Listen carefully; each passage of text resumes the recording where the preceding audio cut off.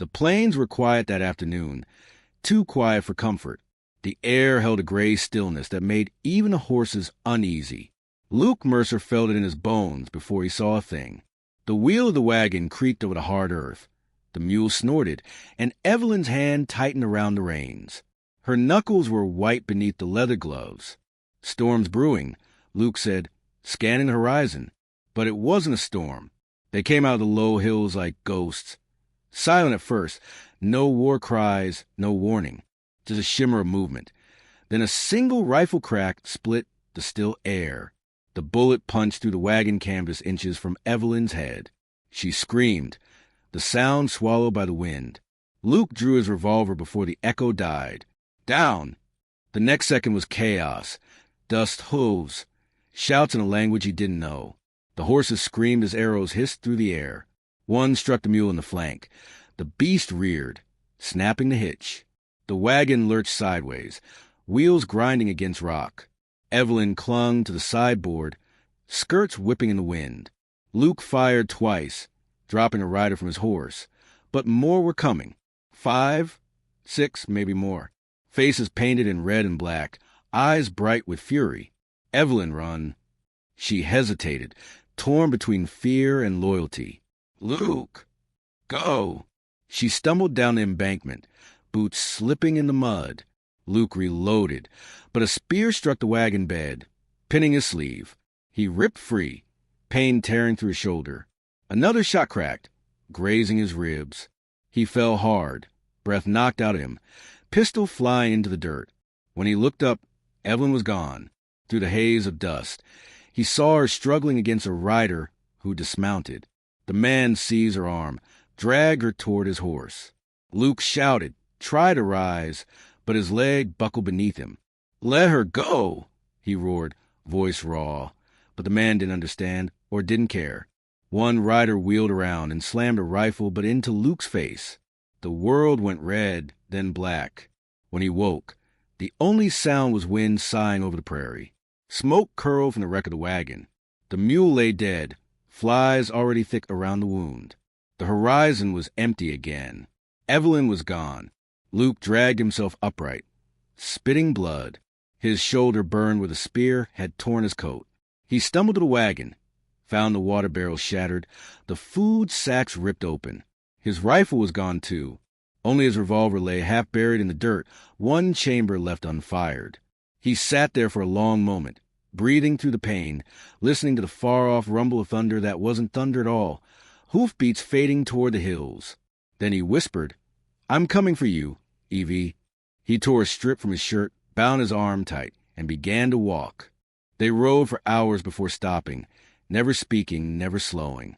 The rain began at dusk, a cold, needling drizzle that turned the plains into gray mist. Evelyn's wrists were tied with rawhide, her arms pulled behind her so tightly she could hardly breathe. The man who held her reins was broad-shouldered, his dark braids tied with beads. He looked straight ahead, never back. The other spoke in low tones, sometimes laughing, sometimes silent. She didn't understand the words, but she understood anger when she heard it. When the camp finally appeared, it was nothing like she imagined. No savagery, no wild celebration. Just a weary people moving through the motions of survival. Tents of hide, children huddled near fires, the smell of wood smoke and wet earth. They dismounted. Evelyn was dragged before a fire pit at the camp center. Her knees hit the mud. An older man stepped forward, his face carved with age and loss. He wore no war paint, just a necklace of bone and a weathered blanket across his shoulders. His gaze was calm, heavy with the kind of grief that made rage colder, sharper. He spoke, and the others fell silent. A younger warrior translated, his English broken but clear enough. "You come here, take land, burn hunt ground, kill buffalo. You take everything. Now we take one thing back." Evelyn shook her head, voice trembling. "We did nothing, my husband and I. Please, we didn't." The older man raised his hand, cutting her off. He spoke again, slower. The translator hesitated before repeating. "You live till sun rises, then spirits decide. Two women approached and tied her to a wooden post near the fire, binding her arms above her head. They left her there as the night deepened. Rain hissed on the coals. Across the camp, she could see them tending to their wounded, hear the murmured chants of prayer or mourning. She realized then this wasn't just vengeance. It was grief. Something terrible had been done to them, and she had been caught in its wake. Her eyes found one face among the watchers, the young warrior who translated. He couldn't have been older than 20, but his eyes were too old for his years. He looked at her a long time before turning away. Hours passed. The fire burned low. The cold sank into her bones. She thought of Luke, his quiet strength, the way he'd always kept one hand on her shoulder when danger came. She prayed he was alive, that he was coming. The wind shifted. Somewhere in the distance, thunder rolled again. She lifted her head, straining to hear, but it was only the drums beginning, a slow, steady beat that sounded like a heartbeat through the rain. Luke moved through the darkness like a wounded animal, half blind, half mad with pain and fear. The trail was faint, half washed away by the rain, but he knew the land better than most. He'd scouted it once to the Union Army, learned how to read the ground, how to listen for what others missed. He found a scrap of fabric snagged on a thorn bush, a piece of her dress, blue turned gray with mud. He pressed it to his lips, breathing in her scent, then tucked it into his coat. He followed the tracks down a narrow ravine where the rainwater ran black with ash. Twice he slipped, once nearly went over the edge, but he didn't stop. By midnight, the storm had passed.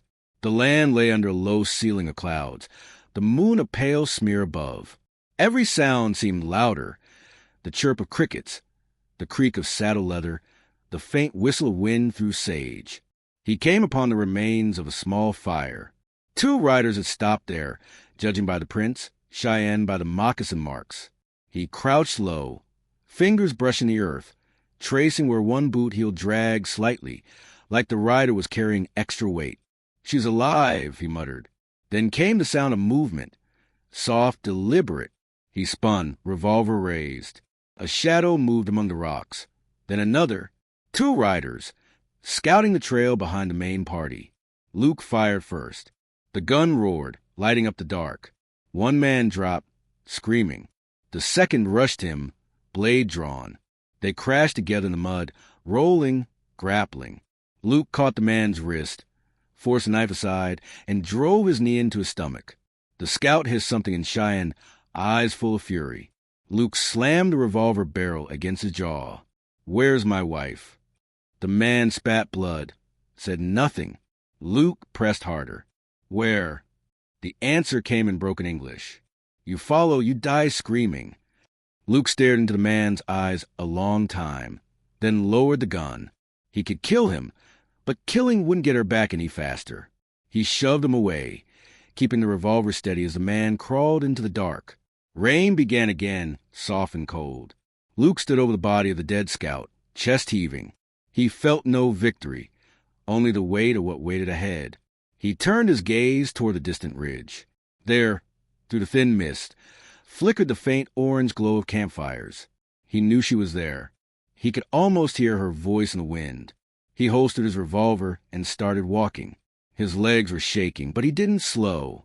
The rain thickened to a curtain, hiding him as he moved closer, step by step, heart pounding like a drum in his chest.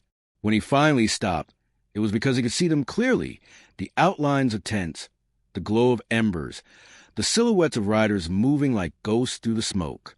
And there, near the center, tied to a post beneath the low sky, was Evelyn. Her head hung low, her dress torn, her body motionless but alive. He sank to one knee, jaw clenched.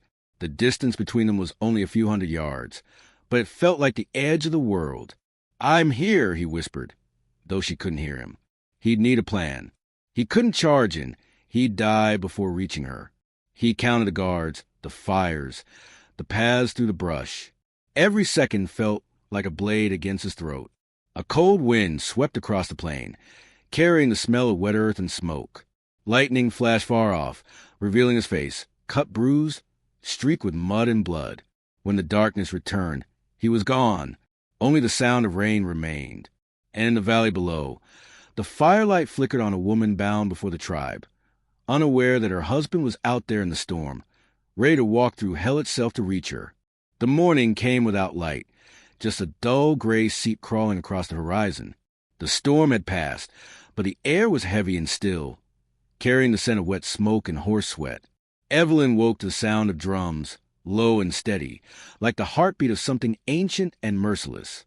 Her wrists ached where the ropes had rubbed raw. The fire before her was little more than ash now, its smoke curling upward into the thick mist that blanketed the camp. Warriors gathered in a rough circle, their faces painted in streaks of red and black, eyes gleaming through the drizzle. They brought her forward, half dragging, half guiding, until she stood in the open space before the chief's tent. Chief Red Elk rose from where he sat on a buffalo hide. He was taller than she expected, broad-shouldered and carved by time.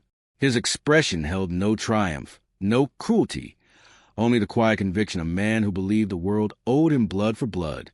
Talon stood at his right, his head bowed. The young warrior's face was streaked with rain and soot, his eyes fixed on the ground. An elder woman spoke first in Cheyenne, voice trembling with fury.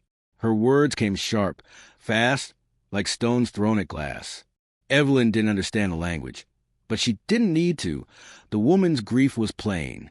She gestured toward the distant hills, her voice breaking as she pointed at Evelyn, then the sky. Chief Red Elk raised his hand for silence. When he spoke, his tone was low, but carried through the camp. His words were translated by a younger man who spoke halting English. You walk our hunting ground. White soldiers kill our children. You burn our fields. You take what feeds us. Now the spirits say one must pay. Evelyn's throat tightened. We had no part in that. My husband and I, we're not soldiers, we're settlers. We only wanted. The translation faltered, but the chief's eyes didn't waver. He stepped closer, his gaze like the edge of a knife. You live until the next dawn, the translator said finally. Then the earth takes what the earth lost. She stared at him, her breath catching. Please, she whispered. My husband, he'll come for me. He'll. The chief turned away. The judgment was done. They dragged her back to the post, binding her again, this time tighter. As they tied the knots, Evelyn met Talon's eyes for the first time. Something flickered there, remorse or doubt, but he said nothing.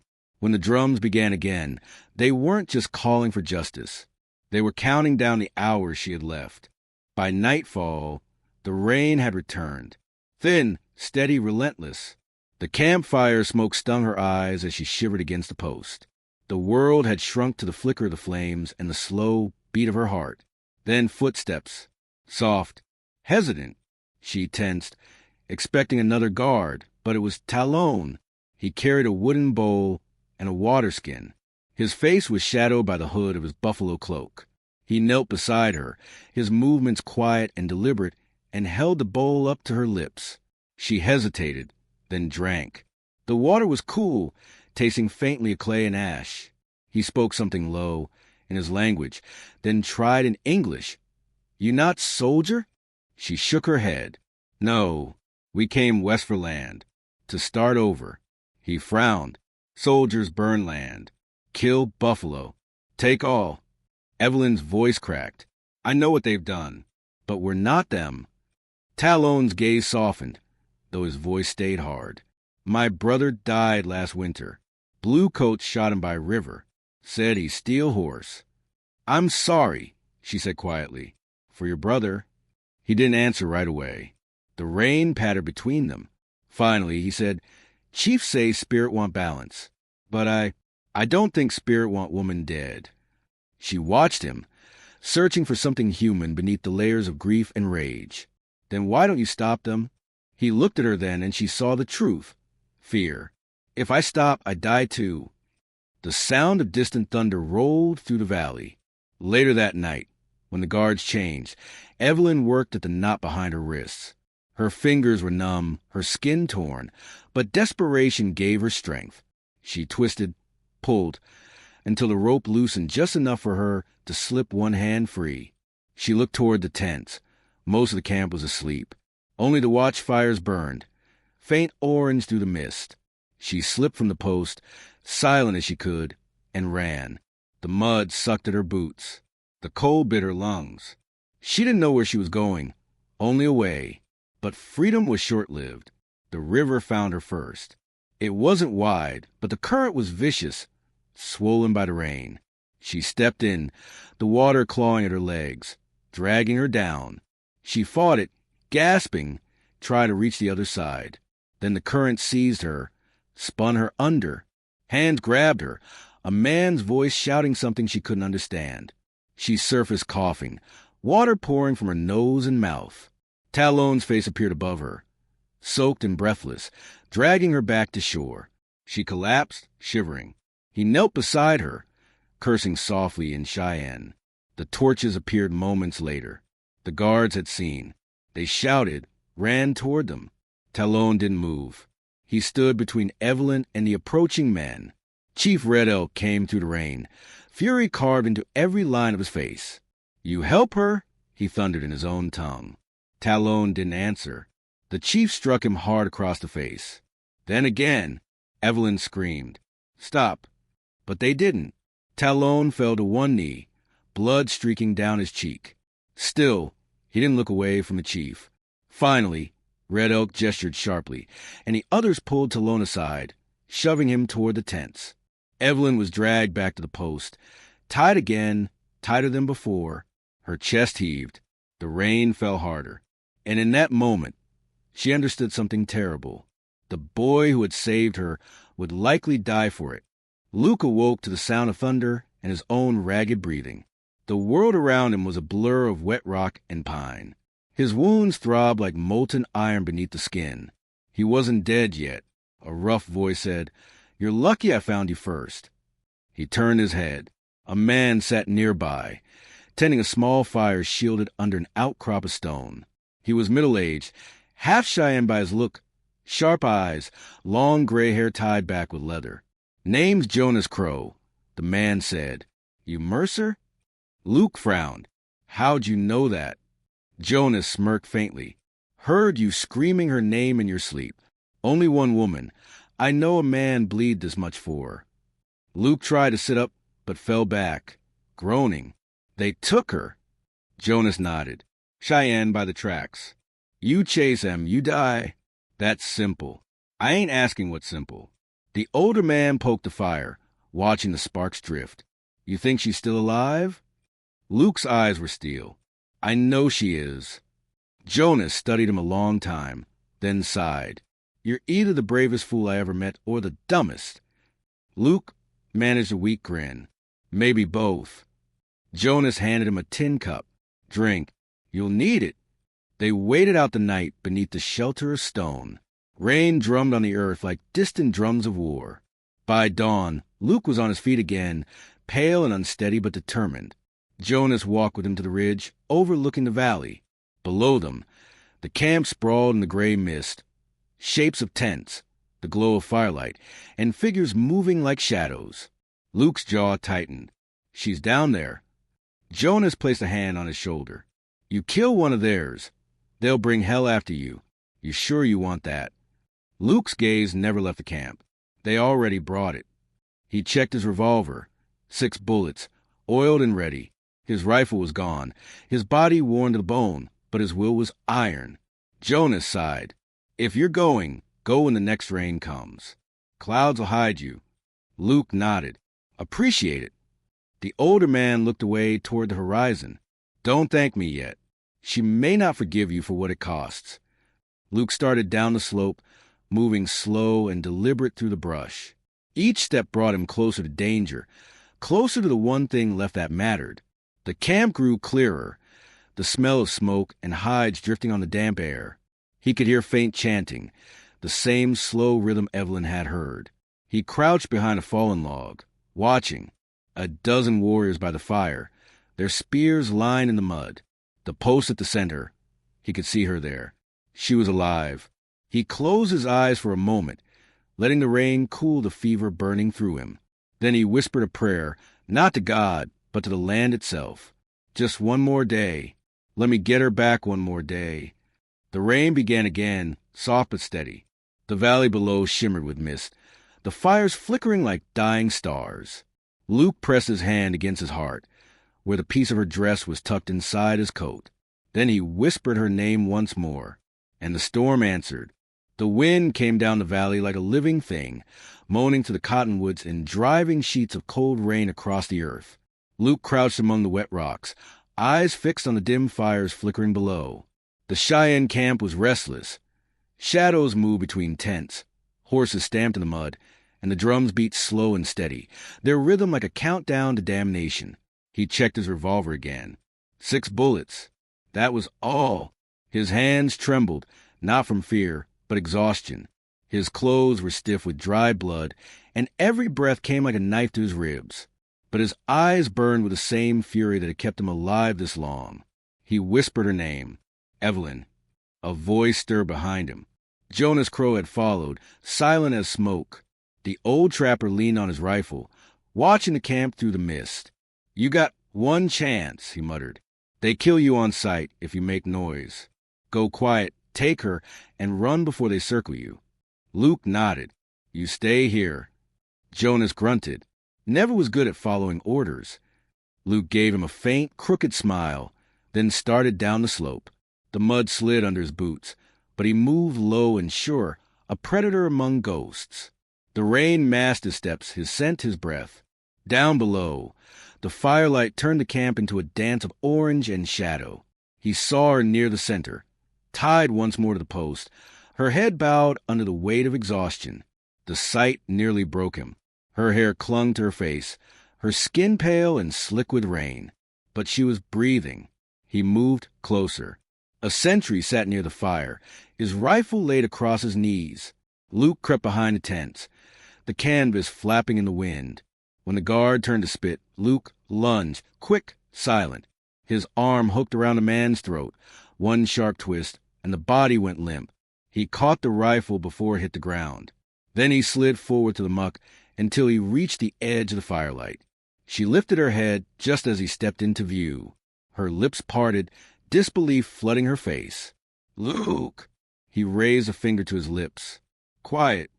Her tears mixed with rain as he cut the ropes binding her wrists. "I thought you were dead," she whispered. "Not yet." He took her hand. "Can you walk?" She nodded weakly. He guided her through the smoke, each step a prayer against discovery. They passed the first tent, then the second. Hope flickered like a fragile flame. Then came the shout. A boy, barely 16, had spotted them, dropping a basket of coals as his eyes went wide. He screamed in Cheyenne. The camp erupted. Warriors burst from the tents, some grabbing rifles, others drawing blades. "Run!" Luke yelled, dragging Evelyn toward the tree line. Gunfire cracked through the storm. Bullets hissed past them, biting into the wet earth.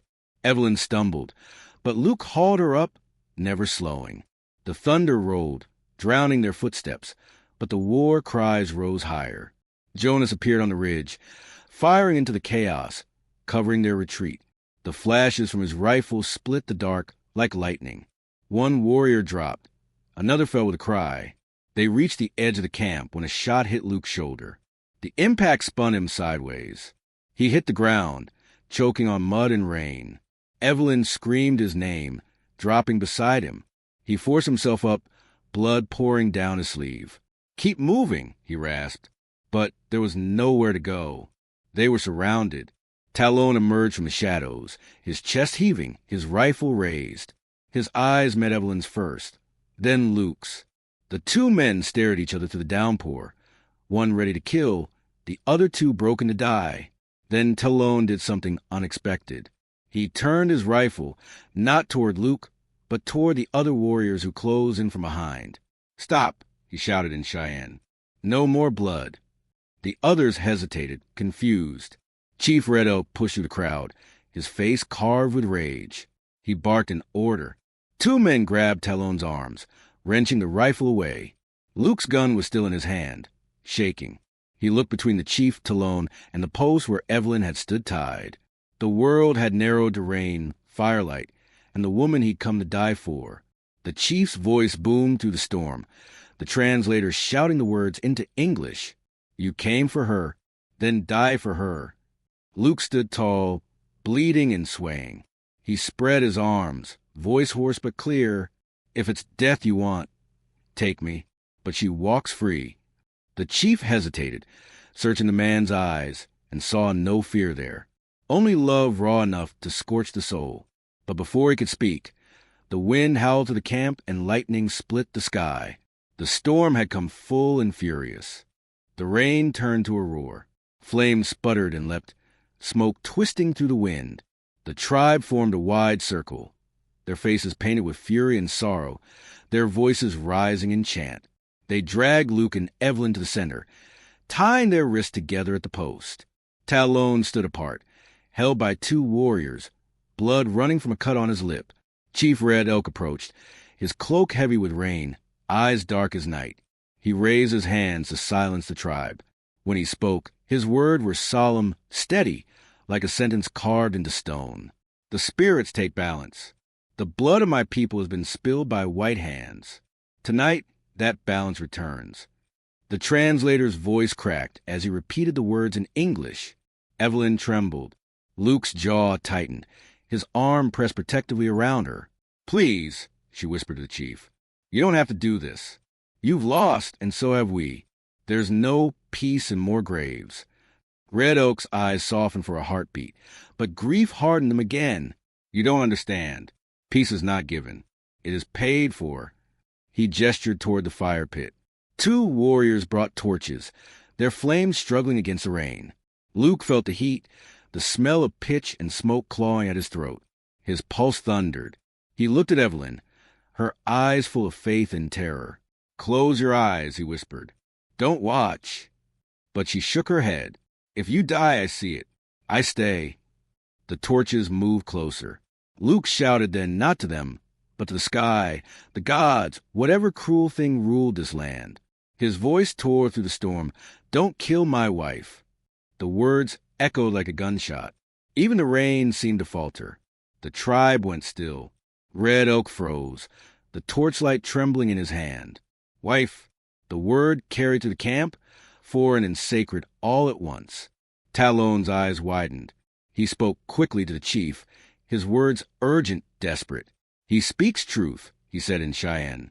"They are bound by heart. He came alone. He could have killed. He chose mercy." The chief's gaze moved from Talon to the couple tied at the post. The rain ran down his face, tracing the scars of battles long lost. For a long, breathless moment, nothing moved. Then he lowered the torch. "No more blood," he said quietly. "The spirits have seen enough." The warriors hesitated. The drums stopped. Luke sagged with relief, the tension breaking through him like a flood. He held Evelyn close. Trembling, Talon stepped forward, ignoring the guards who still tried to restrain him. "Go," he told them, "before the storm changes the chief's heart." Luke met his eyes. "You'll die for this." Talon gave a faint, sad smile. "Maybe, but not tonight." He cut the ropes with his knife. The strands fell away. Evelyn stumbled free, her knees sinking into the mud. Luke caught her, pulling her against him. They turned toward the valley's edge, where the wind opened a path through the rain.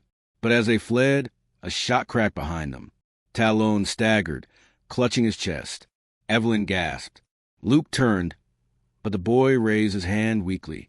"Go," he rasped. "Run." Another warrior stepped forward, rifle lowering in guilt. Red Oak shouted something sharp, furious, commanding him to stand down. Talon fell to one knee, his eyes locked on the sky as thunder rolled above. Then he was still. Luke hesitated only a heartbeat longer, then pulled Evelyn onward. They ran through the storm, stumbling down the muddy slopes, the cries of the tribe fading behind them. Lightning flashed, showing the trees ahead, the broken river winding through the valley. By the time the campfire light was gone, they collapsed beneath a fallen oak. Luke's breath came ragged, his wound burning like fire. Evelyn tore a strip from her dress, pressing it to his shoulder. "You're losing too much blood," she whispered. He smiled faintly, his face pale but calm. "Reckon I'll live. You still with me?" She touched his face, tears mixing with rain. "Always." They sat there for a long time, the storm softening to a drizzle. Somewhere in the distance, wolves howled. Evelyn looked toward the horizon. He saved us. Luke nodded. He saved more than that. He stopped the killing. The silence that followed was heavy, but not hopeless. The rain had washed the valley clean. As dawn crept gray and cold over the hills, they began to walk again, toward nothing certain, but away from everything that would have destroyed them. Luke turned once, looking back at the valley that had nearly become their grave. Smoke still rose from the Cheyenne camp, but no drum sounded. He took Evelyn's hand. "We'll build again," he said softly, "somewhere they can't find us." She looked up at him. "And if they do?" He smiled, a tired, broken smile, but real. "Then they'll find us together." They walked until the rain stopped and the first hint of light broke through the clouds. Not gold, not gentle, but cold and honest, like the world itself. And for the first time in a long while, the frontier felt quiet.